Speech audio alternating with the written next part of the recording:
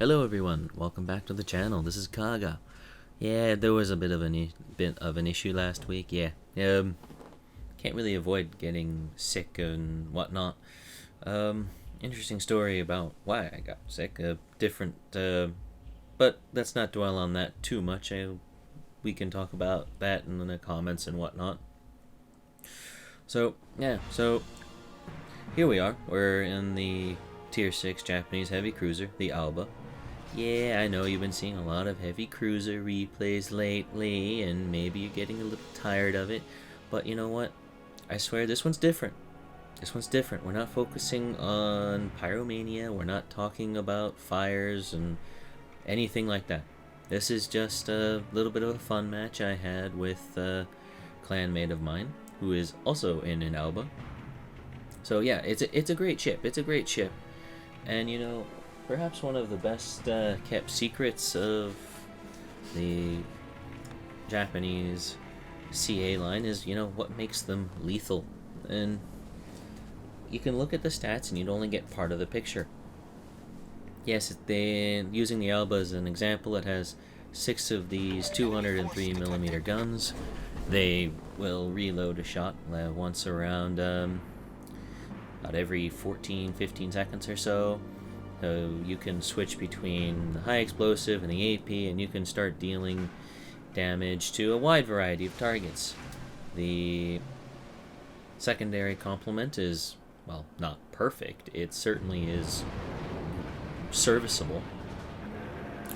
But the larger, and perhaps the more immediate thing that you'd look at when you're looking at the Japanese heavy cruisers is that they have these, I believe it's 61 centimeter torpedoes that are launchable from the sides of the vessel. The Aoba has 2 quadruple mounting of these torpedoes, one launching to a side of a ship. And you know, they're not the fastest reloading torpedoes on the face of, well, not the face, but in World of Warships, they're not the fastest reloading torpedoes on there. That honor goes to all those wonderful double torpedo launchers down in low-tier destroyers. But anyway, they have a little bit of a reload. It's like around 1:40, even with the maybe it's about 1:30 with the captain skill that boosts the reload rate on there. But I don't have that equipped at the moment because, you know, this is a fairly decent gunboat too. So that's with the guns being your primary armament, you don't really get a chance to use the torpedo skill that often. That doesn't mean you can't. And there's going to be one of the couple of instances in this match where you might have wanted it. Well, let me rephrase that I would have wanted it. And you know, maybe that's something I will address when I start moving up with this particular captain. Because this Aoba captain's actually fairly experienced. Considering this particular one has advanced fire training on there, I think I'll retrain that to have demolition expert at some point here. So with all of that in consideration, it's kind of hard to sit back and go, well, what makes these ships so lethal? And you know, it's just one of those, you get the profile that, yeah, these things are, I guess you could think of them as not necessarily support ships, but more like in that concept of the hunter-killer type of ship. But even then, there's still that you can only get so much from the statistics that are currently available in-game, or should I say in port. And I think it comes down to that when it comes to these particular cruisers, and I'm not just talking about the Aoba, I'm talking about the Myoko, the Mogami, the Ibuki, and the Zao, that they're just solidly built cruisers. They have good formats. They have potent armaments that allow a seasoned captain to unleash their full potential and to exert their will over the spread of a battle, which From my experience, it's a little bit more difficult to do in a battleship because, well, while you can obliterate somebody in a way that cruisers can only dream of, unless they land a crap ton of torpedoes onto target, provided they have torpedoes, of course, or you get an ammo detonation or something like of that order. Battleships generally suffer from that long reload rate, and they have that RNG to contend with. It's a massive amount of RNG. Torpedoes to port. And destroyers, well, yeah, you can use the spawning mechanics in game, and ooh, there's that massive hit I was talking about earlier with battleships, and yeah, I'm gonna take Billy Big Steps in the opposite direction now. I don't want a repeat of that. Anyway, the destroyers are, while they can certainly exert quite an influence on the battle, that's provided that your opponents don't know how to use their W, A, S, or D keys. Also included in this selection is the Q and E keys, which will temporarily lock the rudder to a certain setting. And all of this means that the primary weapon that destroyers rely on, be it the torpedo, can harmlessly miss to the point where the target may not even have been aware that they were there. So, aircraft carriers. I guess we'll talk about them too. Oh yeah, probably don't need to, because, you know, there are things like cruisers in the game, and those annoying fighter float planes, and the AA barrage consumable. So, being consistent, again, relies on either a lack of team play, or too many individuals out there in the pack, things like that. Cruisers are just reliable in the damage they output, and that makes them lethal. Well, that's part of it. At least with respect to the class, that's a true story.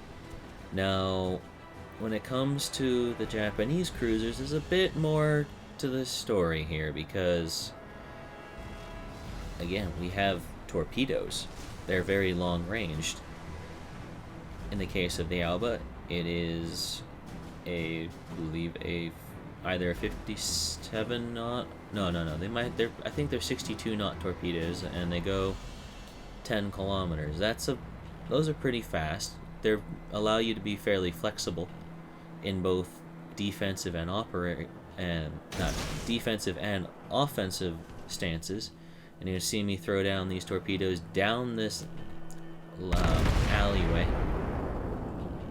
I wonder when people are going to realize that if you're chasing something that's carrying a torpedo, it's probably not a wise thing to do, like drive straight into the area where they could have launched the torpedoes, like this Cleveland here, who gets a whole massive rebalancing on the personal level through those two torpedo hits, and promptly gets finished off by my division mate, Destroyer Tachibana.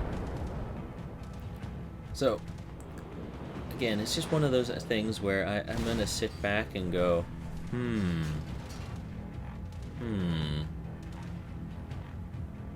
was that... Again, and I guess it's one of the things that you're gonna notice is that a lot of the larger damage that you can do with cruisers outside of your guns relies on, well, the same thing destroyer captains rely on, which is stupidity. Now, I know that some of you destroyer captains probably are not going to be too happy with me saying that, but it's true. If you use a torpedo, you rely on people being stupid. So, now we're going to sit back and address something else, and that's one of those things where it kind of takes that balance of having enough aggression and enough patience to make this work. The torpedo mountings on most Japanese heavy cruisers, with exception to the Atago, the Tier 8 premium Japanese heavy cruiser, you have to be a little bit more careful about when you launch the torpedoes. They're great in situations like this where you can hide the hull of your ship behind land masses to prevent people from getting those easy side citadel shots. And we're going to make use of that there. We'll just plant them straight forward. And here we go. And that's just one of those, I knew that that torpedo lead indicator was going to lead that cruiser more or less towards the edge of that island when I launched them. I didn't know if he was going to go in front of it or behind it, but I gambled on that. And it looks like if only I'd placed it just a little bit more carefully, I might have gotten that one. But no matter. Experience has taught us that if someone's dumb enough to make a mistake once, they're certainly going to be dumb enough to make it a second time. So now both myself and Tachibana have decided to mix and repeat. Though based on that last barrage, I don't think he will be alive long enough for those to be able to cause damage to him. Oh yeah, one more pet peeve about people in World of Warships. This is an absolute pet peeve. You see people engaging an enemy aircraft carrier when they themselves are being shot up to ribbons by an enemy cruiser or cruisers. And right now, the chance that the enemy could have managed to pull this cap away from us just went down with that other cruiser. Because, you know, one of the great not-so-secret secrets of teamwork is that, if nothing else, it gives the enemy something else to shoot at. So, now there's only really two of them we need to worry about. One is Cleveland, and the other one is a Congo of some description. And right now we're going to start doing this bob and weave type of thing, trying to bring my alpha weapon to bear. That's right. I'm actually going to go headlong into them to possibly get a torpedo run off. And, you know, there's actually a good reason for this. There really is. It's not just because, you know, it'd be funny. And I'm going to tell you, it's funny when you actually land these types of things, because you don't expect them to work out so well, especially on a mostly full health enemy Congo-class battleship. And you just sit back and, you know, amid all the armor-piercing bounces here, we're just going to sit back and try to do our best not to get this off and not laugh like an absolute fiend doing it. But anyway, the reason I've done this, there's two reasons why I did that. One,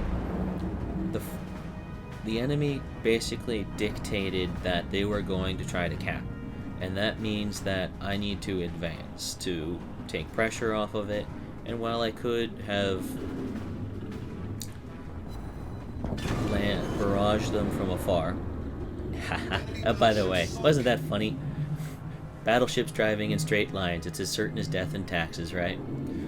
Anyway, the second, that first reason of trying to engage them in the cap plays into the second reason for this. It drives a wedge straight into their line. And it forces the enemy Congo-class battleship to decide, does he turn in the direction to bring his guns to bear on me, or does he continue on to the cap? Now, that Congo was no fool. Does he turn to bring his guns to bear on me? And it's probably because he's fully aware that Aobas carry torpedoes. If he didn't turn off, I would have had a perfect opportunity to torpedo him and everyone near him. So he had to do that, and this is just one of those things you will never see in the stat screen in your port, is that there are certain ships which could never do this type of tactic. Let's say, for example, we were in a Cleveland.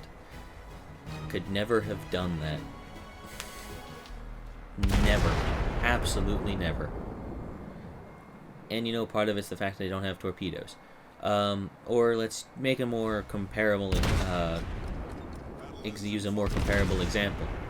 If I was in a Nuremberg, the Tier 6 German light cruiser, it still wouldn't have worked. Because the torpedoes are just not as potent. And while the guns on the Nuremberg are certainly nothing to push aside, they're just not the same lethality level that a Japanese cruiser, or particularly Japanese heavy cruiser, has, because, you know, they set things on fire like no one else's business, and you can make them burn through their consumables. It's good stuff. And now I'm going to keep talking a little bit about why a Nuremberg wouldn't have been able to weather that assault. Coming under fire from both a Congo-class battleship and a Cleveland-class cruiser, the Nuremberg would have melted because its armor layout doesn't really protect it from even the Cleveland AP. You saw the Cleveland at least once citadel me with his armor-piercing ammunition, and if he could do that to a cruiser protected against 203mm shells, oh, I'd tell you this, he could butter through a Nuremberg like no one else's business, because it's a light cruiser and not a heavy cruiser. Anyway, that little bit aside, we did fairly well this match. Almost 250,000 credits, a little over 3,600 experience, that is with premium time, and I do believe that's first win of the day. We managed to connect a fair number of our shells and got to AP Citadel penetrations. I know that previously fires were the subject of so many of the videos, but I swear today we're picking the opposite element, the exact opposite element, because flooding was where it was at today. Torpedo hits were all the rage. Vive la idiotie. So I have to admit, when I was playing this match, I was surprised by a few things. The first off, that I was number 2 on the team list. 2, that our Fuso ended up underneath me. And that my div mate ended up not far behind, actually. I was actually kind of expecting it to be reversed, because usually when you're defending the capture point, you tend to get more base experience out of that. I guess my guess is those fairly stinging torpedo hits. I think I got a few more of them, but I'm not certain about that. Admittedly, even in reviewing the replay, I kind of went a little bit blah. I wasn't paying too much attention to all the torpedoes going back and forth, because admittedly, there were quite a number of them. It's easy to lose track of all the triangles. So we managed to pick up a fair bit of damage this match. Little about 42,000 attributable to our guns and the mixture of fire and flood. We managed to pick up an astounding 45,000 torpedo hit damage, and even a little bit with our secondary gun batteries. So it was a pretty good match, and we even shot down 1 torpedo bomber. It's a good result in my book, yeah? So yeah, it's come to that part of the video where it's time to close out. It's been about 19 minutes since we started. I know, it's kind of weird how that seems to happen with the clock, you know? It always seems to go from 0 to the end so quickly around here. At least it does for me. I hope it has been an interesting video for you all. Please consider giving a like down below. If you happen to like this content or other content on the channel, please consider subscribing. Please stay tuned for more World of Warships content to come, and be on the lookout for War Thunder Wednesdays and a few other goodies to come in the near future. So, thank you, and good day.